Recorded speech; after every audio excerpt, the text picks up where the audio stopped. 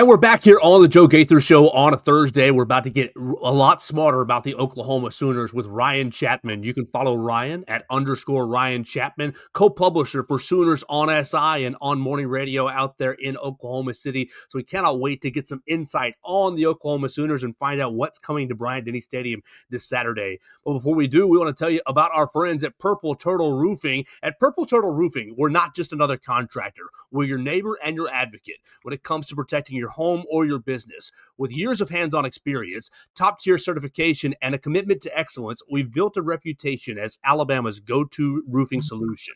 We specialize in residential roofing, commercial roofing, emergency storm repairs, full-on roof replacements, and insurance claim support. Call Purple Turtle Roofing at 877-787-6635 or visit them online at roofturtle.com. Purple Turtle Roofing, roofing with heart, built to last. Let's do it. We're right here with Ryan Chapman, and we're ready to get excited about this weekend's matchup right there in Bryant-Denny Stadium, 2:30. The number 11 Oklahoma Sooners are coming to Tuscaloosa, really with a nice little bit of momentum off a bye week after going to Knoxville and winning as well, and obviously ruining the Crimson Tide season last year. So to get excited about this week, we're here with Ryan Chapman. Make sure you follow him at _Ryan Chapman. Ryan, thanks so much for joining us. How are we doing, sir? Good, boys. How are we? Absolutely. Very, very good. Excited about this week. Alabama maybe is going to be finding a running game, but not against the Oklahoma front. Why don't we start with the defense? Oklahoma, or actually we'll start bigger picture than that. What's your assessment? What's been your assessment of the Sooners this season? Obviously kind of a good early part of the year. John Mateer gets hurt, lose the Red River rivalry, ultimately lose to Ole Miss as well, but really still right there in playoff position. Ryan, what have you seen from the Sooners this season? Yeah, it's kind of been a make or break year for Brent Venables to a certain extent at Oklahoma, and it's made more difficult by the understanding of this schedule being really, really tough. And they make it through the Michigan, the Auburn game. John Mateer's playing well. You go, okay, Oklahoma's a quarterback. Maybe this thing's ramped up forward, but it's really been an offense trying to find its groove again after John Mateer. He only missed one game with the hand injury, but it's certainly been a ever-present part of this thing, while Oklahoma's defense just kind of takes it to another level. So this is pretty much not make or break here. I think as long as Brent Venables, you don't get blown out and you win your last two against a banged-up Missouri team and LSU team that you guys just saw last weekend, it's not going to be like a disaster by any means. I think 9-3, 8-4 was kind of like the acceptable stuff, but here's the issue. After that win at Neyland and a bye week, Oklahoma fans have ramped themselves back up into dream mode once again. So it makes this one massive, obviously, on Saturday afternoon. Absolutely. And no reason you shouldn't be dreaming going into Knoxville and winning and seeing a defense that probably the best defense in the conference, at least the best defensive front in the conference. What has made this defensive front and this defense so special this season? Yeah, it's been two things. Just kind of the continued development of the known names, guys like R. Mason Thomas, Kip Lewis, who everyone in the state of Alabama probably remembers not very fondly from a year ago. But you have those guys take a step forward. You have the defensive interior, Jaden Jackson, was like a freshman All-American caliber guy last year, a Grayson Halton, kind of a speed rusher. You take those guys, and then Brent Venables has found a way to build that depth in that front seven. You've got guys like a Taylor Wine, who's a third-year guy. This is really his first year, though, getting any kind of major playing time. He's been a sensation at defensive end for Oklahoma. A David Stone, a five-star guy who didn't redshirt last year, but he was mostly a special teams guy. He has been a force on the defensive interior for Oklahoma. Then it was going to be like, can you replace Danny Stutzman? Well, Kobe McKenzie, a guy at linebacker that had been waiting in the wings, he's stepped up and he's been fantastic for Oklahoma. So I think it's the continued development of the guys that people kind of knew coming into the year. And then the question was always going to be, could that depth allow this defense to take the next step? And I think that they've been better, honestly, depth-wise than maybe even the coaches thought when they were in fall camp and early in the season. I think they had confidence. I don't think anyone thought that this Oklahoma defense, though, could platoon literally 22 guys basically every single game and not have this massive drop-off. Well, you talk about the depth right there before, and I'd like to get maybe your assessment of the health, because we saw R. Mason Thomas go out of the Tennessee game, and we saw Kobe McKenzie. He did dress out, but didn't play at all in the Tennessee game. What is really the health of some of these bigger names for Oklahoma? Is everybody good to go as y'all are coming to Bryant-Denny Stadium? Yeah, the big one will be R. Mason Thomas. I think that's just going to be a game time decision. we're going to be all tracking where 32 is during warmups. And if he can, I think he's going to give it a go. But I think it's pretty unrealistic to expect that he'll be either 100% or be able to get 100% of the snaps. It was a quad injury that happened there. I think there was optimism early. And then through the bye week, I don't think it's responded to the treatment about as well as they thought it would. Kobe, it was a groin. He was really, really close to playing. He talks to us on radio every single Monday. He basically said, I should be good to go there. And then the important one as well in the secondary, Gentry Williams, veteran corner, a guy that Alabama fans didn't see last year. He was banged up all year last year, but he was Oklahoma's best corner a couple of years ago. He was could go if he needed to against Tennessee, but more of a break glass in case of emergency. They really wanted to get him to that bye week and get to the other side. So he should be a go there. So honestly, on the health front for Oklahoma, you're really just looking at R. Mason Thomas. And I think that's something that we'll be tracking not only through warmups, but probably into the first possession defensively for Oklahoma. Yeah, I want to kind of keep going with R. Mason Thomas here. Obviously, a really good player, has been excellent for Oklahoma this season. What is the impact level there if he's not able to go, and how do you feel? You mentioned the depth that Oklahoma has. How good does Oklahoma feel about if he's potentially unable to go? Yeah, first off, if R. Mason can't go, it's going to be a huge loss for Oklahoma. They're going to have depth. It's going to sound really positive here in a second, but no one has the bend that R. Mason has. No one has the speed and just his feel for it. Brent Venables talks all the time, and I'm sure that Nick Saban probably talked about this too, that there's a certain element of like, for a pass rusher, you either can time stuff up or you can't, and there's that instinctual part, and he has those for sure. If he's not going to be able to go, you're going to be looking at a couple of guys. Taylor Wine, the first one, 44, if you're looking at him. He's the one I was just talking about. Really, really powerful guy, and he is just it's going to sound bad when you see a film junkie, that kind of thing. He's someone that is always in the exact right spot. If you go back to the South Carolina game a couple weeks ago, he snuffed out a big punt just because he was standing right in the right spot, didn't bite the cheese on any of that stuff. He's going to be your most consistent piece. Across from you'll have Marvin Jones Jr., who played at Georgia for a couple of years, Florida State. He's been fine. Not awesome, incredible, but a really, really solid piece. And then you're going to be looking at two guys, one of them a redshirt freshman, and Danny Okoye, 16. He's the closest thing to R. Mason as it comes to a smaller guy ripping off the edge, the athleticism. He's someone that Oklahoma's very excited about his future. And then the other guy will be PJ Adebawore. He'll probably be more of a run-stopping situation. It's going to be by committee, basically, to replace R. Mason if he's not able to go. But Adebawore had a massive couple of tackles for loss against Tennessee that forced a couple of punts. He's been a guy that former five-star pedigree, not really been a five-star contributor, but it's not been a bust by any means. He's just a really, really solid rotational piece, and it's going to kind of have to be defensive end by committee, basically, to make up for R. Mason's loss. But like you guys mentioned, he played basically 2 series against Tennessee, and Oklahoma was able to generate a ton of pressure on Joey Aguilar regardless. So that's where Brent Venables is just going to get into his bag with the blitz packages, all that stuff, because that's what he likes to do. Absolutely. They turned over Tennessee quite often in that first half, and the defense was really on fire. We're hanging out with Ryan Chapman. You can follow him at _Ryan Chapman, co-publisher for Oklahoma Sooners on SI. So read him right there, read his coverage right there. Why don't we spin back to the last 2 losses, to Red River rivalry and to the Ole Miss game, because that's really what Alabama fans are starting to look at for maybe Alabama can do X or Y or Z. So what really went wrong in those 2 matchups? Obviously, the Red River rivalry, material off a broken hand, maybe not as efficient. So that gives a bit of grace, and the college football committee, playoff committee kind of said as much last night. What was your assessment of maybe what went wrong in those 2 matchups? Yeah, let's start on the defensive side of the ball because that's the strength, and we'll work our way elsewhere. For Oklahoma defensively against Texas in the third quarter, as good as the defense is, they have shown 1 or 2 moments where they kind of struggle to get off the field on third down. And against Texas strung together 2 double-digit play drives. Oklahoma's offense then went 3 and out in between those, no complimentary football. And then basically it became this defense is really good, but if you get them on the field for an entire quarter, they really, really struggle, especially when you have turnovers. That was the issue for Oklahoma's offense against Texas. And I think that was one part John Mateer's hand. That was his first game back. One part just kind of a naive game plan, asking him to throw downfield a lot with the hand. Mm-hmm. You go to Ole Miss, and they generated pressure on Chambliss. Chambliss was able to get out of there. Oklahoma couldn't really figure out how to cover a tight end over the middle of the field, which is an issue everybody has, but that was kind of the big issue there. And then it was, again, a couple of drives where you're not able to get off the field on third down, and then no turnovers. It's funny, the Tennessee game's been the outlier for Oklahoma. They forced 4 turnovers going into that game, 3 in the first half. That's been really the only thing missing from this defense. And that's kind of what went wrong there. You flip over to the offensive side of the ball against Texas, nothing really worked. Couldn't run the ball against that Texas front seven.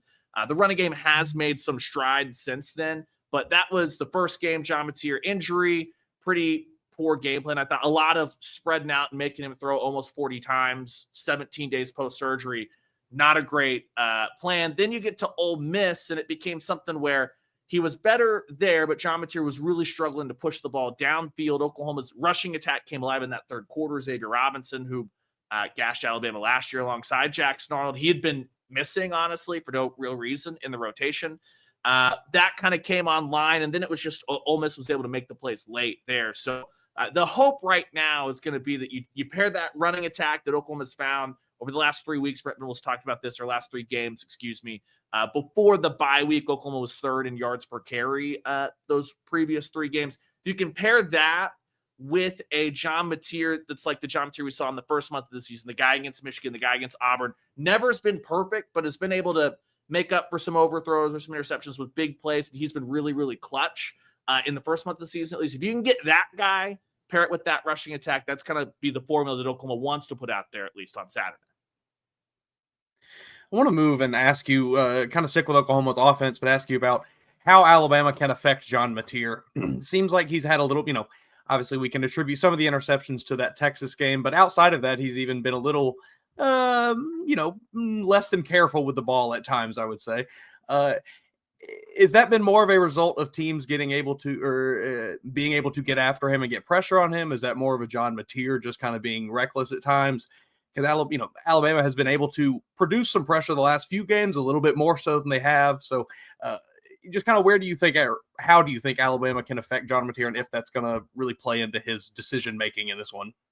Yeah, Mateer, he's had some errant throws, so if you can disguise some coverages, you're going to be able to probably confuse him once or twice. He also has some overthrows, which are not necessarily just defense-related. It's just he puts the ball in a terrible spot, sails it by 5 or 6 yards. If the safety's hanging out there, then jackpot. But for the biggest thing has been Oklahoma right now, they're going to roll into this game. They've had some personnel changes along the offensive line, some changes they wanted to make, some via injury. They're basically starting 2 true freshman offensive tackles, and the left guard is a redshirt freshman who's only started 1 game. His first start was against Tennessee. The left guard was the change they made in-house. Right tackle was an injury. They were great in the second half against Tennessee. I think that's where, though, it's going to be. If you can confuse this group up front and generate some pressure on John Mateer, he is prone to hold onto the football. He's been known to run into sacks that aren't really there. And for Mateer, it's kind of a little bit of whether it's a bad Mateer throw, whether it's Alabama bringing pressure early. It seems like he gets rattled, and it takes him a drive or two to settle back in. And that's what, against Texas, when he was in that mode of being rattled, that's when 2 or 3 of the interceptions came bang, bang, bang. So this is Oklahoma. This football team plays like a basketball team. It's really streaky. There's going to be a quarter where everything goes Alabama's way. There's probably going to be a quarter where most things are going Oklahoma's way. And it's going to be about, can you ride that wave and pull the momentum back into that side of things? And as long as you can generate pressure, that there have been some free runners as far as if you can disguise the blitz. Oklahoma's offensive line not been perfect handing stuff off. I think that's like a real opportunity for Alabama. And then the other bit is Ben Arbuckle, the offensive coordinator, super young play caller. If it gets 10-0 early or 14-0 early, he has totally abandoned the run at times, just kind of getting panicky, going back to air raid. And that's where I think that would play right into what Alabama would want to do. And I think that's when they can ramp up the pressure and really take advantage of some Mateer miscues. We're hanging out with Ryan Chapman, and let's stay with the offensive side of the football with Oklahoma and go really to the running backs. Obviously, you just mentioned Xavier Robinson has been getting going. He had a good little game against Tennessee. I think he's got 2 games now over 100 yards, his most recent 2 games over 100 yards. But you pull up their stat sheet, and you're seeing him at basically 3rd in rushing in attempts. And we remember you went out to Cal and got Jaden Ott to play running back as well. What has really been your assessment of the Oklahoma running game? John Mateer, 94 rushes on the season, leading the team in rushing touchdowns, so getting going on the ground for him as well. What's been your assessment of Oklahoma on the ground? Started out really poor. It steadily improved. The first month of the season, it was basically Mateer or nothing on the ground. Jaden Ott, that's just a transfer portal whiff. I don't know what it is about He had got a stinger early in camp, never really seemed to shake that up. I don't know if it's a confidence thing or he's just not used to, frankly, coming to an SEC school and competing for playing time, that kind of stuff. But when it comes to for Oklahoma, the biggest thing is going to be John Mateer's legs, that X factor, because Xavier Robinson, he's going to be your running back one. The true freshman Torrey Blaylock, he was the guy for about 6 or 7 weeks, kind of got a shoulder stinger, allowed Robinson to get going, and those two are the guys you're going to see. But the big difference has been Mateer in the Michigan game, if everyone remembers that. He was a legitimately dynamic runner running away from some big-time linebackers, things like that. He sustained a knee injury going into the Auburn game that was pretty significant. I believe it was something like a hyperextension type thing, massively taped, not ever going to keep him out. But funny enough, the first bye week, that's what we thought the big story was going to be. If Mateer's knee could get going, it was his hand. If Mateer can find a way, the second half of the Tennessee game was the closest we've seen to him on the ground, at least, decisive, making guys miss, things like that. There's a 3rd and 16 that he picked up 21 yards. And that's when you went, okay, that's the Mateer that you saw. If that can get going, that's where I think the rushing attack can legitimately be very, very dangerous. Mateer's generally pretty good about making the right read and the read option game, RPO stuff, things like that. It just becomes, if Mateer's legs aren't effective, then you can really key in on Xavier Robinson. It becomes pretty, not necessarily one-dimensional, but obvious what Oklahoma's trying to do. They've only got a small base of plays that they feel like really, really comfortable with as a rushing offense, because it's not been spectacular. From there, I think that's the formula. If you can shut down Mateer first, then you can really have success bottling up the Oklahoma run game. If not, that's when they kind of get going. And it's a rushing attack that it has to wear on you a little bit to be super effective. If they're going to get going, it'll probably be third quarter, fourth quarter. So they just got to hang around long enough to try and make that become a thing. Well, we can move to the passing game now. And I just want to ask you, how do you think Oklahoma's wide receivers stack up with Alabama's secondary? Obviously, you have Keontez Lewis, kind of the one guy that's a little bit bigger, 6'2", but outside of him, there's not really anybody with that level of physicality. Alabama, on the other hand, has a lot of guys that are really lengthy, a lot of really tall cornerbacks, taller safeties. Just where do you think, or how do you think Oklahoma matches up from that standpoint? Not well, honestly. I don't think this is where Oklahoma wants to live. Isaiah Satania has been the best guy. He's not a big guy, but he plays big, if that makes sense. He'll hang in there. He'll take hits. He's crafty the open field. Keontez Lewis, he's the guy that collided into the wall behind the end zone. If people remember that, you guys know how tight those end zones are. Mm-hmm. He rushed back to play against Texas. I think that he's had some setbacks since. We've not seen him since the Texas game. So you're looking at a post-spring portal edition, Jermichael Carter. He's the one that stepped up in against Tennessee, and then Javonte Gibson. Those two guys are not going to beat Alabama downfield. Like, that would be a shock. What they've been really, really good at, and what Mateer's shown a lot of faith in, is, hey, it's 3rd and 5. I need you to run to the sticks. I need you to catch the ball and move the chains on a 3rd and 6. So Oklahoma's passing offense, if it's not been Isaiah Satania, it's not super explosive. It can get the job done. It can dink and dunk. It's more about what Ben Arbuckle schemes open than what these receivers are doing themselves. And if it gets to a situation where Oklahoma's wide receivers have got to go win, I think that might be the worst matchup maybe in the entire game. As far as I think Alabama's secondary has a massive advantage over Oklahoma's receivers. And from there, you can kind of work it, reverse engineer it, try to make that thing happen. But if Satania does get into the open field, he can hurt Alabama that way. Just has not happened super, super consistently to this point. Mm-hmm. We're hanging out with Ryan Chapman. We encourage you to read him, Oklahoma Sooners on SI. And I'm looking at first conference game in Tuscaloosa between these two foes, and it's Oklahoma's first trip to Tuscaloosa since 2003. Oklahoma winning that game 20-13. Oklahoma's been on the road this year. At Tennessee is no joke. It is no joke. Not Neyland Stadium is crazy. At South Carolina is pretty tough as well. So Oklahoma has already been on the road this season. Just what's your take on how tested Oklahoma is? 16th in the country in strength of schedule. You played Texas, you played Michigan, you see them both in the college football playoff rankings right now. What's your just take on how battle-tested Oklahoma is and how they will handle the Bryant-Denny Stadium environment? I think they're pretty battle-tested, especially offensively. You go back to the Michigan defense, the Auburn defense, the Texas defense. It's one of those things where even the Auburn, who's not been as good as maybe the talent has said they could be, that's a couple of really tough front sevens. And I know this sounds weird, but until you really experience it, going down to Dallas to play in the Cotton Bowl, it holds 90. And I know you're saying, hey, it's only 45,000. When you're deep into one end, it's as loud as any stadium. It's bizarre. It's weird. And so if you've been in that, you've experienced massive momentum swings. Neyland was awesome at night. It's been lucky. That was my second trip out there. I remember back in 2015, and it was just absolutely rocking. Like, it lived up to, what Neyland tries to be at night. So I don't think, doesn't mean you're not going to see false starts, things like that, because you got 3 freshmen up there along the offensive line. But if Oklahoma does not play well, I don't think it's going to be because suddenly they're having to get adjusted to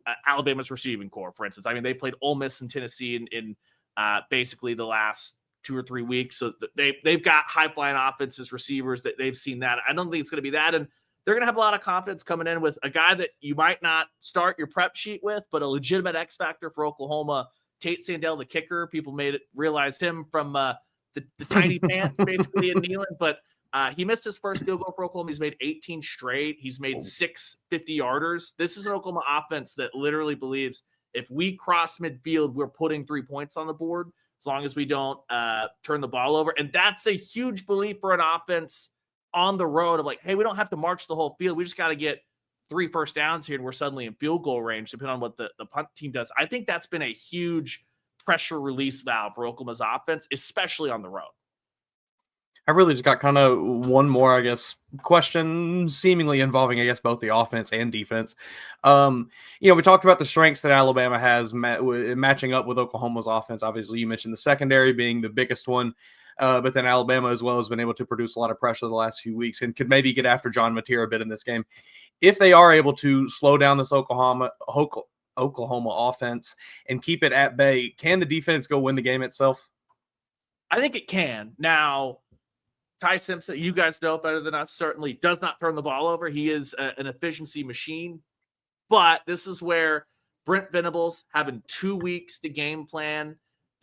Brent Venables has as big a playbook as anybody in the country. He's willing to try different stuff. And this is a defense that's coming in with a ton of confidence. The only thing missing for them has been the turnover. They've got guys, the very first play of the Tennessee game, Aguilar sees Eli Bowen, who was on Ryan Williams last year, ready to just walk in for a pick six. That kind of forced the fumble there.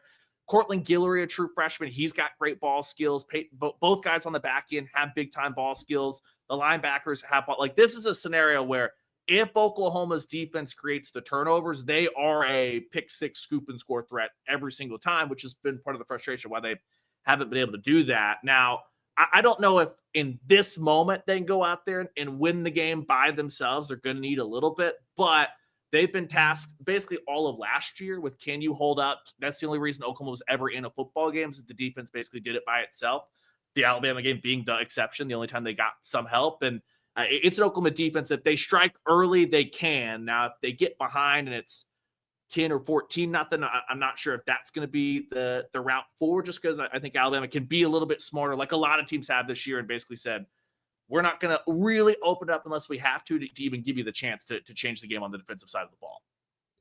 We've been hanging out with Ryan Chapman. I want you to encourage you to follow him at _Ryan Chapman and read him on Oklahoma Sooners on SI. Ryan, every week we do 3 players to watch. All of us take our hand picking 3 Alabama players that either need to stand out or will stand out. We want to go off the wall. You already mentioned the kicker in Tate Sandell, and maybe he's one of them. But I'll ask you to maybe try your hand at 3 Oklahoma players that you're going to have your eye on that need to have big games or that you think will have big games in Bryant-Denny Stadium. Yeah, Tate Sandell, weirdly enough, it feels we're talking about a kicker, but he's got to have a big game if Oklahoma wants to go in and win. Xavier Robinson, the running back, I think he's the guy. And I guess an honorable mention to the Oklahoma offensive line in the running game. If Xavier Robinson gets going, that's going to open up a ton for this Oklahoma offense. If not, then it might be a really, really long day. And then I'm looking at, on the defensive side of the ball, it's Kip Lewis. He's the guy that had the pick six last year. Kip Lewis is not the biggest linebacker in the world, but he's incredibly gifted at penetrating in short yardage situations. He's a weapon on 3rd and 2, 3rd and 3, that kind of stuff, especially if Alabama's struggling to run the football. He's a guy that can cover sideline to sideline, doesn't ever really come off the field, and he can be the difference maker at linebacker if necessary. And as you guys have seen plenty this year, if teams are not able to force pressure, that's a bad recipe for everyone's secondary going against this Alabama offense pretty much. And I think that Kip Lewis is going to have to be a key piece of that, because the defensive line, that they're going to win at times, but I think this is going to be more of a full team, a front seven pressure plan, as opposed to just having the front four get after it. And I think Kip Lewis is going to be a big part of that if Oklahoma wants to have success at Bryant-Denny.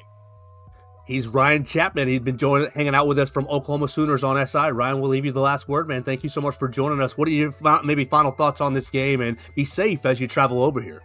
Yeah, just pumped to come experience. This is another one of those things when you hear Oklahoma moving to the SEC, you go, oh gosh, we get to go to Bryant-Denny, we get to go to Neyland, we get to go to Athens, things like that. So just can't wait. It's very rare. It's only the fourth time in regular season play that Oklahoma and Alabama have ever met, and you throw in like all the playoff implications too on top of that. I mean, can we fast forward? Can we 48 hours? Let's roll this thing and get going.